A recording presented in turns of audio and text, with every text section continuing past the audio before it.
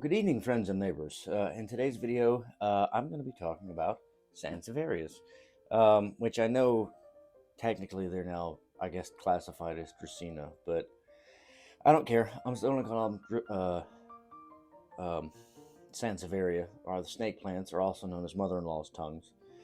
When I was growing up as a kid, um, the most common one that you would find were the tall, skinny, just plain green, dark green ones. They're usually very tall. um, from the floor up to here. Um, I'm going to start by saying, forgive me, I don't remember the specific species, each for a different variety. I have no idea. I've collected these slowly over time, and I've tried to go with ones that were contrasting in either color or form. Um, as you can probably see, this one and this one is the same variety, whatever they happen to be. They were in the same pot, and when I brought the pot home, it started to rot because it started staying too wet. So I put them in these pots, um, and they seem to be doing much better. And that, I guess, is a good place to start, is with watering these things. Um, you could probably tell by looking at it that it's a very succulent plant. It holds on to a lot of water, and it actually doesn't require that much water. They, as far as I can tell, they actually prefer to dry out completely in between waterings, and they don't like to stay wet for long extended periods of time. Um, like I said, I tried it that way. I mean, when I brought this one home, it was in a pot, it was too big, and it stayed wet too long, and the roots rotted. So, yeah, so I put it in these self-watering pots, and I only bottom water it, and they seem to be doing quite well. I've got another one here. I think this one is called Moonglow.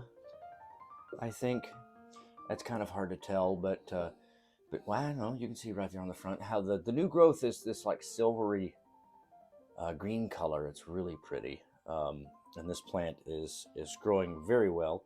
It's going to probably need to be repotted sooner than later. Um, but that's another one of the care tips is these actually like to be root bound. They don't like to have a lot of free space around the roots in the pot. They like for the roots to hit the side of the pot, and they like to be root bound. I mean, I don't know how else to put it. Yeah, what you'll find, I'm gonna put this one on the ground. We're gonna put that one down there. This is a miniature variety. I don't know. I don't know how big it's going to get. I've had this for about a year and a half now. I had it in a terrarium, and it just did not do well. So I decided to pull them out of the terrarium and put them in their own little pots. But this one is actually a deli cup with holes in the bottom of it. So, and as you can see, the roots are actually traveling along the side. I have a sneaking suspicion this won't really do much of anything until it becomes root bound in this container, and then it will take off and it will grow. Um, Occasionally, you'll find Sansevierias in the succulent and cacti area of your local nursery. This thing was tiny. It was about this tall, and it was just. I don't know if you can kind of tell. You see how small those leaves were? It was just like this crown of thorns kind of thing, just all sticking up. I didn't realize that this was a Sansevierias until it started growing tall on me like this. And this one actually needs water. You can one way to tell if your Sansevieria needs water is the leaves. If it's cylindrical, if its leaves are cylindrical, what you'll find is it will start to have these little wrinkles, and then that's pretty much the plant telling you, "Hey, I need a drink." If it happens to be one of these larger leaf varieties, usually these leaves are fairly stiff. They're hard to bend, but if you find that you can bend it all the way over fairly easily, but you probably can't see that one because that one's in the way, like this it probably needs to be watered. Um, I have these in bottom watering pots. It's not absolutely necessary. I got into a bottom watering uh, phase for a while where I planted all of my plants in nothing but bottom watering pots. Um, all plants can benefit from this, but what you don't want to do is have water in here 24/7. And I found that out the hard way because I thought, oh, well, I won't have to guess and know when my plants need to be watered. I can just see when the thing goes out of water. Then I just know to put more water in it and keep watering it all the time. Don't do that if you have pots like this, unless it's African violets Whew. Ow. That's the other thing about these is you have to be careful. They're kind of pointy. Ooh, that one almost drew blood. Um, African violets do well in these pots. You can leave, make sure there's water in it most of the time. Even then, I would let it dry out a little bit in between waterings.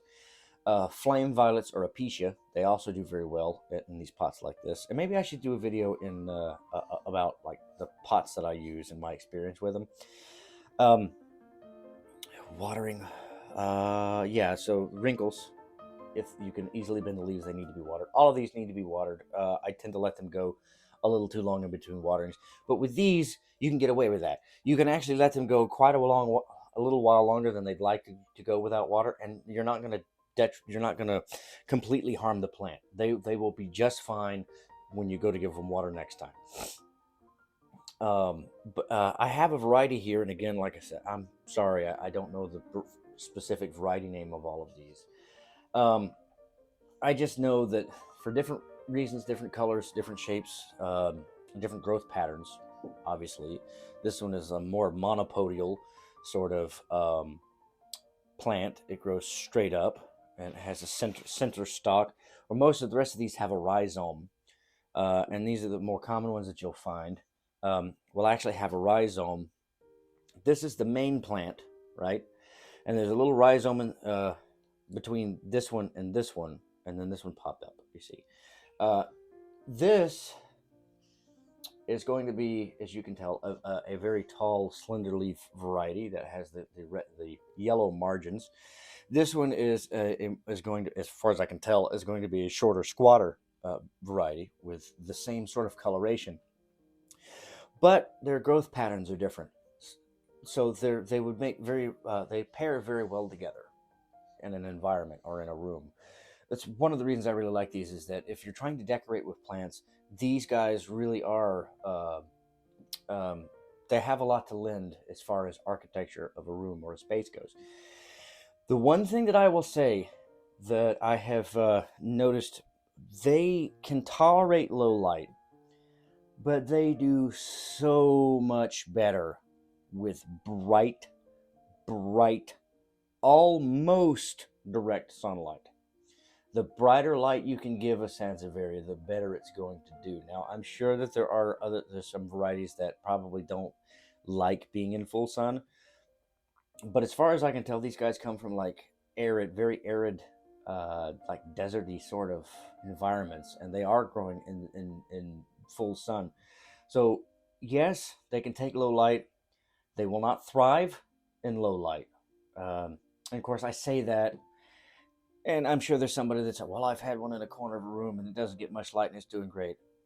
They're adaptable plants, but if you have one that's very colorful like this, so far, as far as I can tell, the more light you give it, the more coloration you're going to get. Now, I could have that backwards, but so far with my experience, I have these guys directly under a grow light, and it's like, I'll have to take you in there and show you so it makes sense. But all of my Sansevieria are in the same place, on the same shelf in my bedroom, and the light is on the ceiling, and these guys are fairly close to it. The other thing that I love about this particular variety of species is that just about every species of Sansevieria will take the same care. Just, I mean, I'm sure there's exceptions to the rule, but for the most part, they all take the general care. Bright light, let it dry out in between waterings. Don't over pot it. Let it stay in the same pot for long periods of time. Let it become bound in the pot.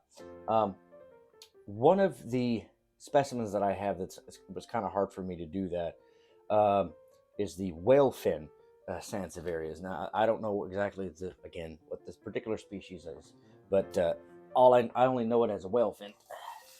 So this guy, this is or gal or whatever, however you want to see it, is humongous, humongous chungus, and it actually, since I've put it in this pot, it was in a it was a pot about this size. Actually, it was probably about this size in diameter, just a nursery pot about this size, and I noticed that it was it grew this new growth, but it just kind of stopped, and it didn't do anything for a long time. And I thought, okay, well, what's gone wrong here? And then I realized, bigger plant, larger rhizomes.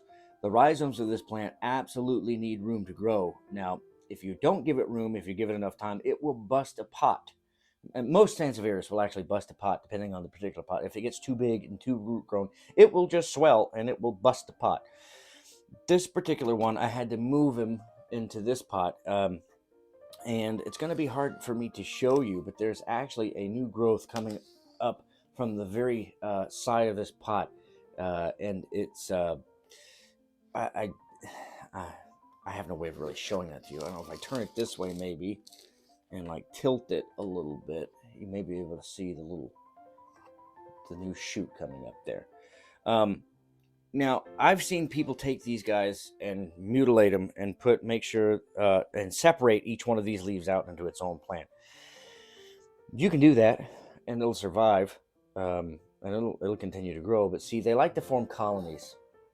Like this, there's like 4 or 5 in this pot. They like to form colonies. They like to form tight-knit groups and colonies, and they don't. I mean, I say they don't like it; they'll take it, but to me, a full pot of these looks so much better than just a singular leaf. Even though the oldest leaf is the biggest leaf and the newest leaf is smaller. But I think the only way to get these to produce these big, gigantic leaves is you got to let the plant build up strength. It's kind of like in orchids. If you have an orchid with pseudobulbs, the more pseudobulbs that orchid has, the stronger the plant is going to be. And as far as I can tell, my logic is the more leaves that one of these plants has, basically the stronger its immune system is going to be, the healthier the overall plant is going to be, and the larger leaf structure it's going to be able to produce. We'll see. It's got a new leaf coming up. We'll see if it's any bigger than this one or if it's the same size. But just to illustrate why I love this group of plants so much, those are both Sansevieris. They both take the exact same care. This one is microscopic compared to this one. And then they come in all different other shapes and sizes. And if you're somebody who likes houseplants, likes growing things, and you haven't had much luck with growing things, I would suggest you should probably get yourself a Sansevieris. Especially if you have a nice sunny spot, or if you have grow lights. You can put, like I said, I'm growing these under grow lights, and they seem to be doing quite well. The only thing, again, is overwatering. You have to be very careful with overwatering these, because if you keep them wet all the time, they will rot. They will not appreciate it. I don't really know what else to say about these guys. I mean, just look at how big this leaf is and how sturdy this leaf is. Like if you were to hit somebody with just this leaf, you probably hurt them pretty bad. I mean, the thing is, it's cactus-like, but not. It's not prickly like a cactus. It's, I don't know. I think just below orchids, as far as house plants are concerned, just below orchids, Sansevieris has to be one of my top, I don't know, second favorite house plant. Simply because of their ease of care. And again, I'll run through it. Water it when it becomes dry. Don't be afraid to let it stay dry for a couple days. You're not going to hurt them. As a matter of fact, you'll benefit it much more than you will if you leave it wet all the time. Bright indirect sunlight. If you can't provide bright indirect sunlight, provide as much light as you can. Whatever that happens to be in your environment, provide it with as much light as you can. Don't overpot it too quickly. Let it stay. It can stay in the pot quite a lot longer than most other houseplants can before it needs to be repotted. And more importantly, enjoy them. Find a